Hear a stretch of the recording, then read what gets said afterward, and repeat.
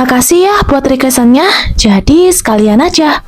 Kapal terbesar dan termegah di masanya, diklaim sebagai kapal yang tidak pernah bisa tenggelam. Tapi kenapa dia justru tenggelam pada pelayaran pertamanya? Lebih dari seabad telah berlalu, namun kisahnya menyimpan banyak tanda tanya. Apakah ini benar-benar sebuah kecelakaan tragis? Atau ada cerita yang sengaja ditenggelamkan bersama ribuan nyawa? Dalam video ini, kita akan menyelami lebih dalam dari yang pernah kamu bayangin. Kita akan telusuri dari awal pembuatan di gelandang kapal Helen and Wolf, menit-menit panik saat tragedi terjadi, hingga teori konspirasi yang paling mengguncang yang mungkin akan mengubah pandanganmu selamanya tentang Titanic. Selamat datang di awal abad ke-20. Dunia sedang berubah dengan cepat. Revolusi industri telah mencapai puncaknya, dan Eropa serta Amerika saling terhubung oleh satu hal, yaitu rute pelayaran transatlantik. Untuk perusahaan pelayaran seperti White Star Line, ini adalah ajang persaingan yang ketat. Saingan utama mereka, Cunard Line, baru aja ngeluncurin dua kapal tercepat di dunia, Listania dan Mauretania. White Star Line tahu nih, mereka nggak akan bisa menang dalam hal kecepatan, tapi mereka memilih strategi yang berbeda, ukuran, kemewahan, dan yang paling penting adalah keamanan. Di sebuah pertemuan mewah, dua orang visioner yaitu Osip Bruns Ismay, Presiden White Star Line, dan William Peary, Direktur galangan kapal Heart on Wolf, bekerja sama merancang sebuah proyek raksasa. 3 kapal terbesar yang pernah dibangun oleh manusia akan dibuat. Mereka menamainya kelas Olimpik, dan yang paling terkenal dari ketiganya adalah yang kita kenal sampai sekarang, Titanic. Ada 3 perancang kunci dalam desain kapal Titanic ini, yaitu Thomas Andrew, Alexander Kalisel, dan Edward Wildin. Pembangunannya tuh dimulai pada tanggal 31 Maret 1909 di galangan kapal Heart dan Wolf. Lebih dari 15.000 pekerja berbondong-bondong. Bayangin situasi saat itu, suara palu, mesin uap, dan detikan logam dari ribuan orang bekerja siang dan malam hanya untuk mewujudkan mimpi ini. Proses pembangunannya sangat berbahaya. Setidaknya 8 orang tewas dalam konstruksi, dan ratusan lainnya luka-luka. Mereka membangun dengan susah payah, bagian demi bagian, selama 2 tahun penuh loh. Dan akhirnya pada tanggal 31 Maret 1911, hari yang bersejarah tiba. Raksasa laut ini untuk pertama kalinya menyentuh air. Ribuan orang menyaksikan peluncuran lambung Titanic yang masih kosong. Walaupun masih kosong, butuh usaha besar banget nih untuk nurunin kapal ke jalur Sungai Lagan. Bahkan setelah itu masih butuh 1 tahun lagi untuk nyelesain bagian dalamnya, memasukkan mesin raksasa, 4 cerobong asap yang ikonik, dan yang paling menakjubkan mendekorasi interior dengan kemewahan yang tak tertandingi. Titanic memiliki segalanya, kolam renang, gym, latar squat, bahkan restoran ala Prancis. Dari kemewahan tak terbatas kelas 1 hingga akomodasi sederhana untuk kelas 3 yang bermimpi mencapai kehidupan baru di Amerika. Desain Titanic ini benar-benar hebat di zaman itu. Panjangnya mencapai 269 meter dan dirancang dengan 16 komplimeter yang dipisahkan oleh pintu kedap air. Bahkan dapat ditutup secara elektrik. Klaim pun mulai terucap, kapal praktis ini tidak mungkin tenggelam. Bahkan dikabarkan salah satu perancangnya berkata, Tuhan sendiri bahkan tidak bisa menenggelamkan kapal ini. Sebuah pernyataan yang nantinya akan terasa sangat ironis dengan kenyataannya.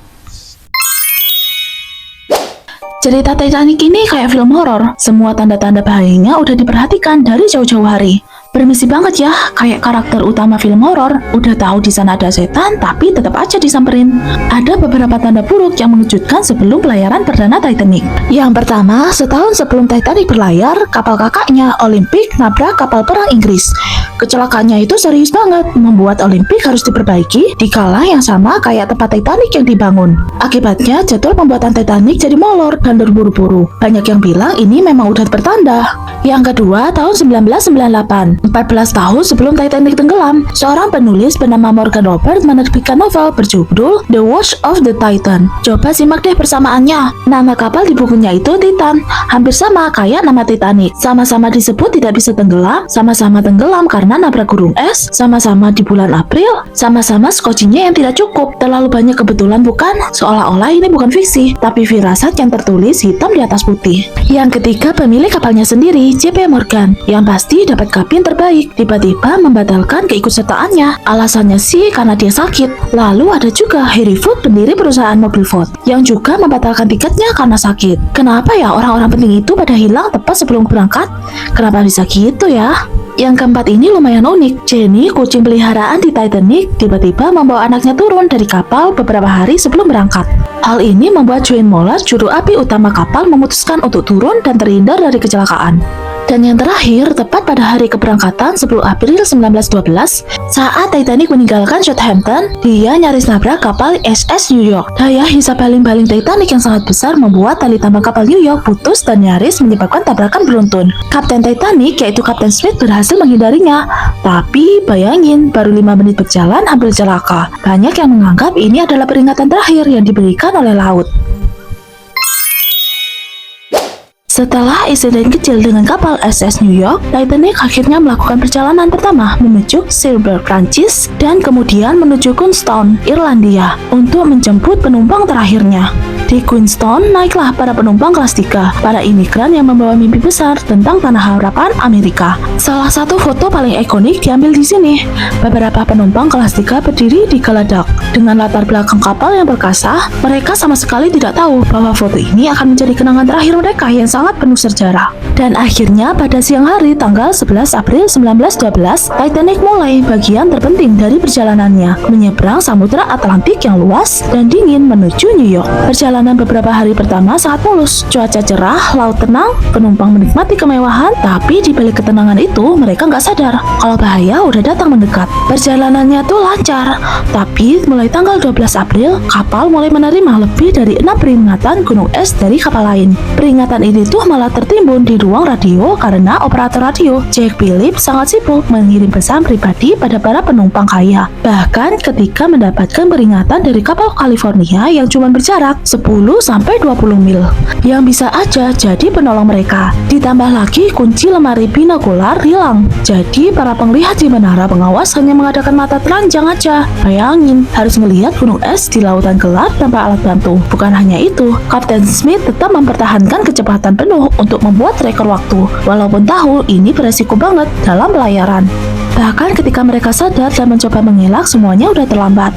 Dengan kecepatan itu, manuver malah memperparah semuanya. Alih-alih menghindar, lambung kanan kapal justru menggeser gunung es di bawah permukaan air, merobek beberapa komplementer sekaligus. Dan waktu untuk evakuasi juga hanya 1,5 hingga 2 jam sebelum kapal benar-benar tenggelam. Masalahnya saat itu masih banyak penumpang yang belum percaya bahwa Titanic bisa tenggelam. Akibatnya, 8 sekoci pertama yang turun hanya terisi setengah orang aja. Bahkan masih ada yang sempat-sempatnya main salju di gelandang kapal. Baru saat kapal Titanic benar-benar mau tenggelam, keadaan langsung panik. Protokol wanita dan anak-anak dahulu juga diterapkan secara tidak konsisten. Di sisi kiri kapal memang sangat ketat, tapi di sisi kanan lebih fleksibel. Yang paling menderita, penumpang kelas 3 yang harus dikorbankan. Mereka terjebak di dek bawah tanpa akses mudah ke sekoci. Saat manusia dihadapkan dengan kematian, saat itulah sifat asli mereka terungkap. Aku yakin nih, saat kejadian itu akan ada orang-orang egois yang lebih mementingkan keselamatan diri mereka sendiri daripada mendahulukan anak-anak yang lemah. Tapi jangan salah, ada juga kisah menyentuh hati yang tak bisa dihilangkan di hati semua orang. Yang pertama ini ada cinta abadi pasangan Strauss. Pemilik departemen store Maggie, Idros dan Ida Strauss memilih tetap bersama sampai akhir. Padahal Ida bisa selamat. Katanya, aku udah hidup bersama suamiku bertahun-tahun. Aku akan mati bersamanya. Kalimat itu benar-benar menyentuh banget. Saat yang lain berusaha menyelamatkan diri, Ida memilih tetap bersama dengan cintanya, membuktikan betapa setianya dia pada suaminya. Dan yang kedua ada band pemimpin Wallace Halty, main musik sampai menit terakhir untuk menenangkan penumpang. Semua 8 personel tewas. Mayat Harley ditemukan dengan biola masih terikat di dadanya. Yang ketiga ini ada juga bayi 2 bulan dijuluki The Titan Orphan, diselamatkan secara ajaib. Ibunya menitipkannya ke penumpang lain sebelum tewas. Butuh seminggu untuk mengidentifikasi bayi itu, dan akhirnya sampai ke tangan ayahnya. Yang keempat ada Margaret Rich dan kelima anaknya yang ditemukan tewas berpelukan. Hal ini membuktikan bahwa sang ibu berusaha melindungi anak-anaknya bahkan sampai detik terakhir. Dan yang ketiga ini entah aku mau bilang pintar atau nekat. Soalnya yang kelima, Charles Jogain, kepala tukang roti Titanic. Saat kejadian di mana semua penumpang lain panik dan mencoba menyelamatkan diri, dia malah minum alkohol dulu biar tetap kalem. Lalu dia dengan heroiknya banget bolak-balik ngumpulin dan bagiin roti buat bekal para penumpang yang mau naik sekoci. Bahkan dia memilih tetap di kapal sampai akhir. Pas kapal tenggelam, dia terlempar ke lautan es. Tapi hebatnya dia bisa bertahan 2 jam lebih di air beku. Rahasianya gimana?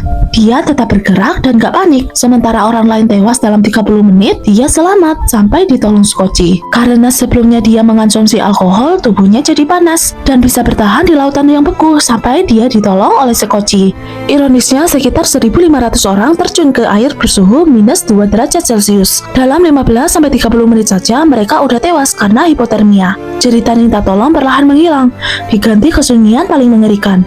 Ironisnya, kapal California yang hanya berjarak 10-20 mil tidak membantu. Karena apa? Karena hal yang remeh. Operator radionya ternyata tertidur. Mereka lihat sinyal darurat, tapi dikira pesta. Dari 2.240 orang, hanya 710 yang selamat. Akhirnya, kapal Carpathia yang menerima sinyal SOS Titanic. Mereka baru tiba sekitar pukul 4 pagi, hampir 2 jam setelah kapal tenggelam. Saat mereka tiba, Titanic benar-benar udah tenggelam, dan nggak tampak sama sekali. Yang mereka temukan hanyalah skoci-skoci berisi orang setengah bengkung, yang akhirnya diselamatkan, serta mereka juga melihat mayat-mayat yang mengambang. Kejadian ini benar-benar menggemarkan berita masa itu, bahkan mungkin masih menggemarkan kita hingga hari ini. Kisah tenggelamnya kapal Titanic ini memiliki banyak kejanggalan dan tentu saja membuat banyak orang berspekulasi hingga membentuklah teori konspirasi yang sangat terkenal. Dipercaya bahwa tenggelamnya kapal Titanic ini bukanlah kecelakaan, melainkan direncanakan dan disengaja oleh beberapa pihak. Kita mulai aja dari teori bahwa sebenarnya kapal Titanic yang berlayar bukanlah kapal Titanic yang asli, melainkan kapal kakaknya yaitu Olympic. Kalian tentu masih ingat bahwa Olympic ini pernah mengalami kecelakaan. Sayangnya saat itu juga sedang pembuatan Titanic. Kecelakaan Olympic ini memang membuat kerugian besar, tapi sayangnya masih belum cukup untuk diberikan asuransi. Jadi bukankah lebih baik memperbaiki saja kapal Olympic dan mengubahnya sedikit agar terlihat seperti Titanic, mengingat bentuk keduanya memang serupa. Ditambah lagi kapal Titanic ini sangat booming, jadi wajar aja jika banyak orang berpengaruh di dunia menaiki kapal ini. Jadi mulai ada teori ke arah pembunuhan berencana. Salah satu orang penting yang naik kapal Titanic yang tewas itu adalah 3 orang penting yang menentang pembentukan Federal Reserve Bank di Amerika. John Jacob Astor IV, Benjamin Guggenheim, Isidor Straus.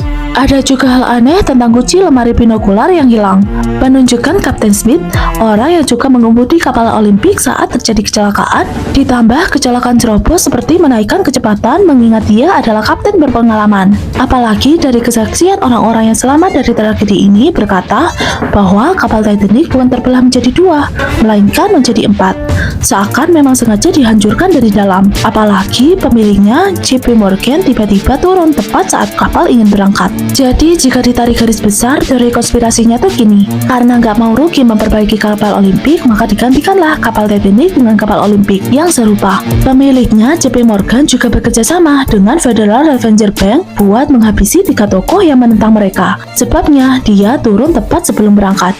Kemungkinan juga adanya kerjasama dengan Kapten Smith dengan jaminan keselamatan. Tapi karena Kapten Smith meninggal, kemungkinan memang nggak pernah berniat menyelamatkannya. Mengingat Kapten Smith juga yang membuat kapal Olympic kecelakaan. Mungkin dendam? Selain itu, bukan hanya menabrak gunung es, tapi juga karena ledakan bom dari dalam, hingga menyebabkan kapal terbelah menjadi 4. Bahkan ketika tokoh yang menentang Bank Amerika juga meninggal. Semua kejadian ini terasa memberikan keuntungan bagi JP Morgan. Bukan hanya mendapatkan asuransi, menyingkirkan dendam, bahkan mungkin mendapatkan imbalan lebih dari Bank Amerika ini. Bisa juga bukan hanya itu, karena mengingat banyak orang terkenal di atas kapal Titanic. Pasti juga punya banyak musuh, bukan? Ada juga yang mengatakan bahwa kecelakaan ini adalah persembahan dari sekte satanik, mengingat adanya buku yang meramalkan kejadian ini. Jadi, gimana menurut kalian? Terus ikutin aku ya, karena semuanya punya kisah.